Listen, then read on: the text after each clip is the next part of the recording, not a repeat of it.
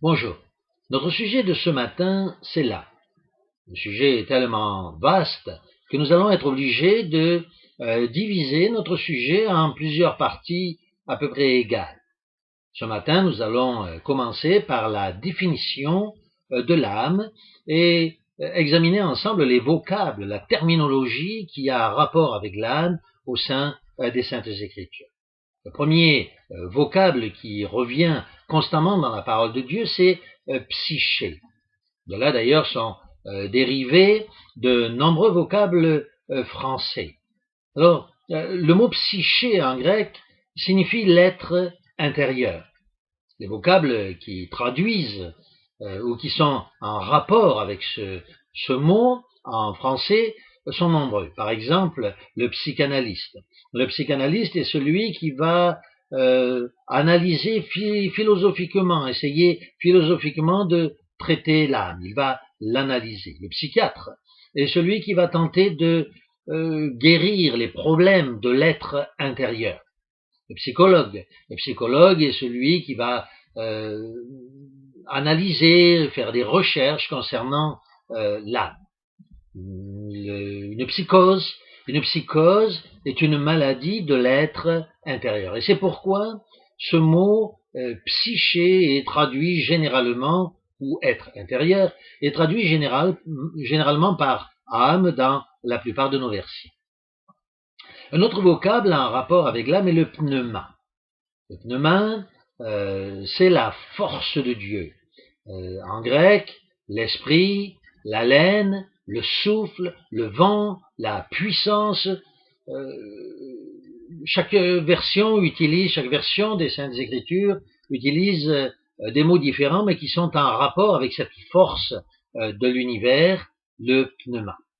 De là, pour bien expliquer qu'il s'agit d'un vent, la force d'un vent, beaucoup de mots sont dérivés en français, comme par exemple le mot pneu, un pneu, c'est-à-dire gonflé à l'air, un pneumatique, n'est-ce pas, pour être plus exact, un pneumothorax qui est lié avec la respiration, les poumons, c'est une maladie des poumons, une pneumonie qui est aussi une maladie, ou une apnée qui est une absence de respiration, un pneumologue qui va être le médecin traitant de ce genre de pathologie, ou une dyspnée qui est une difficulté de respirer. Donc vous voyez, cette force, ce pneuma est bien traduit lorsque les différentes Bibles, le traduisent par souffle ou respiration. Il s'agit donc de la force de Dieu, du vent de Dieu. Et enfin, le troisième mot, c'est le mot soma. La plupart d'entre nous connaissent bien la signification de ce mot. Il s'agit de la traduction française du corps, le corps, et de là sont dérivés des vocables comme, en français bien entendu, comme somatisation, somatiser, pour définir donc les maladies qui sont liées au corps, à notre organisme. Ainsi, nous venons de voir donc ces trois vocables grecs, à savoir le psyché, à savoir le pneuma, le psyché qui est traduit par âme, le pneuma qui est traduit par force, et le soma qui est traduit par corps. On retrouve ces trois mots liés ensemble, unis, groupés, dans le livre de 1 Thessaloniciens, chapitre 5. Je vous encourage donc à prendre réellement votre Bible. Je vous encourage à arrêter cette vidéo pendant quelques secondes, si vous ne l'avez pas déjà fait, de récupérer votre Bible et de suivre avec moi la lecture de ce verset dans votre propre exemplaire de la Bible. Donc 1 Thessaloniciens, chapitre 5, verset 23, où l'apôtre Paul utilise ces trois mots groupés ensemble dans le même verset. L'apôtre Paul écrit ici aux Thessaloniciens que le Dieu de paix lui-même vous sanctifie tout entier et que tout votre être, esprit, âme et corps, soit gardé irréprochable pour la venue de notre Seigneur Jésus-Christ. Ainsi, l'apôtre Paul nous dit ici que l'être tout entier est composé de l'âme, du corps et de l'esprit. En effet, le corps, c'est le véhicule de l'âme. L'âme est, comme nous l'avons vu tout à l'heure, en grec, l'être intérieur, et l'esprit, est la force qui anime l'ensemble âme et corps.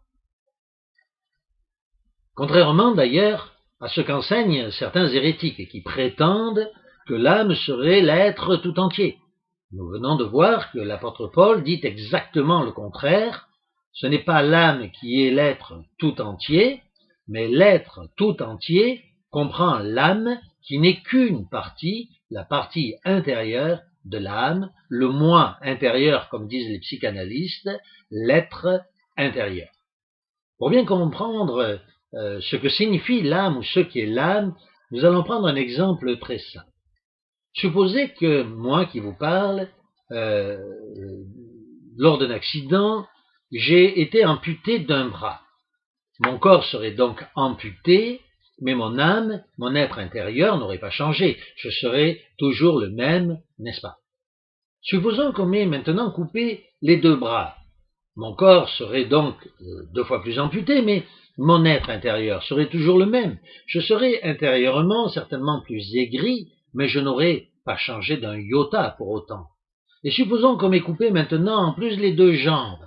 Mon corps serait vraiment affaibli, grabataire, mais mon âme, mon être intérieur n'aurait pas changé. Il y a donc bien cette âme, cet être intérieur qui est nous, notre propre personnalité, ce que nous sommes avec notre intelligence, notre raisonnement, nos sentiments, c'est ce que nous sommes vraiment, l'être intérieur et le corps. Ce sont 2 choses différentes. D'ailleurs, pour aller plus loin dans mon exemple, lorsque nous étions bébés, souvent, nous ne nous reconnaissons même pas sur les photos parce que le corps a tellement changé. Et le corps change lorsque nous sommes bébés. Il change lorsque nous devenons adolescents. Il change à l'âge adulte. Et puis il change totalement lorsque nous sommes devenus vieux. Nous ne nous reconnaissons pas lorsque nous regardons le corps. Néanmoins, notre âme, elle, continue tout simplement d'évoluer. Elle ne change pas. Elle devient plus sage, plus raisonnable, plus équilibrée, mais elle n'a pas, encore une fois, bougé d'un iota. Et de même, la force qui nous anime continue d'être en nous. Elle est plus forte ou plus faible peut-être lorsque nous prenons de l'âge, mais néanmoins, nous considérons que cette force qui nous anime est toujours présente.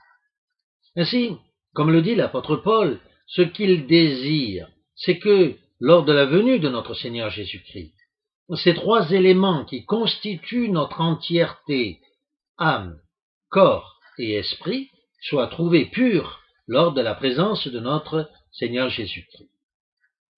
Est-ce que nous avons dans l'Écriture sainte d'autres textes qui appuient cette façon de penser, à savoir que l'âme n'est pas l'être tout entier, mais qu'il est seulement une partie de l'être?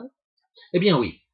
Si vous prenez par exemple Job au chapitre 12, verset 10, il est écrit dans ce texte, parlant de Dieu bien entendu, il tient dans sa main l'âme de tout ce qui vit et le souffle de toute chair d'homme. Dieu tient donc dans sa main à la fois l'âme et le souffle, c'est-à-dire l'esprit de toute chair d'homme. Dans ce verset, nous avons ici 2 éléments qui constituent l'être tout entier. Dans Lévitique, au chapitre 17, verset 11 et verset 14, la Sainte Écriture nous dit ceci, elle nous dit que l'âme de la chair est dans le sang. Si donc l'âme de la chair est dans le sang, elle ne peut pas être l'être tout entier. Elle est dans le sang. L'âme ou l'être intérieur se trouve, lui, dans le sang, mais pas l'être tout entier, n'est-ce pas? Un autre texte est tiré du psaume 119, verset 25. Il est dit ici, mon âme est attachée à la poussière. Oui, l'âme est attachée au corps de poussière que nous sommes. La parole de Dieu donc précise bien que l'âme est séparée ou différente, plus exactement, du corps, bien qu'elle en soit attachée. L'âme et le corps sont liés pour former notre personne. Prenons un autre texte, celui du psaume 63, verset 2. Dans ce texte, il est écrit « Ô Dieu, Tu es mon Dieu, je te cherche, mon âme a soif de toi, et mon corps soupire après toi. Âme et corps sont unis pour avoir soif de Dieu, pour soupirer après lui. Dans ce texte, une fois de plus, l'âme est différente ou séparée tout en étant unie du corps.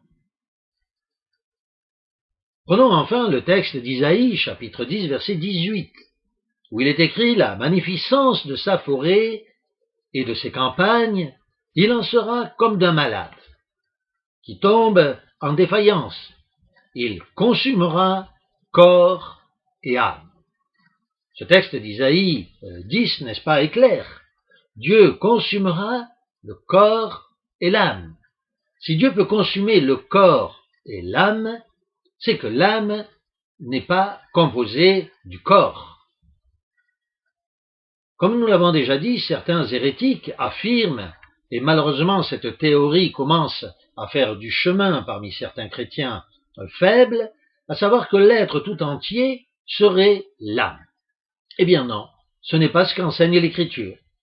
L'Écriture enseigne au contraire que l'être tout entier est composé de l'âme, c'est-à-dire l'être intérieur, du corps, qui se meut et qui se modifie au cours du temps et qui peut être changé, y compris par la résurrection, et de l'esprit qui nous anime. D'autres vidéos nous expliqueront plus en détail comment l'âme peut vivre ou mourir, ce qu'il en est réellement. Nous examinerons ensemble ces points lors d'une prochaine vidéo.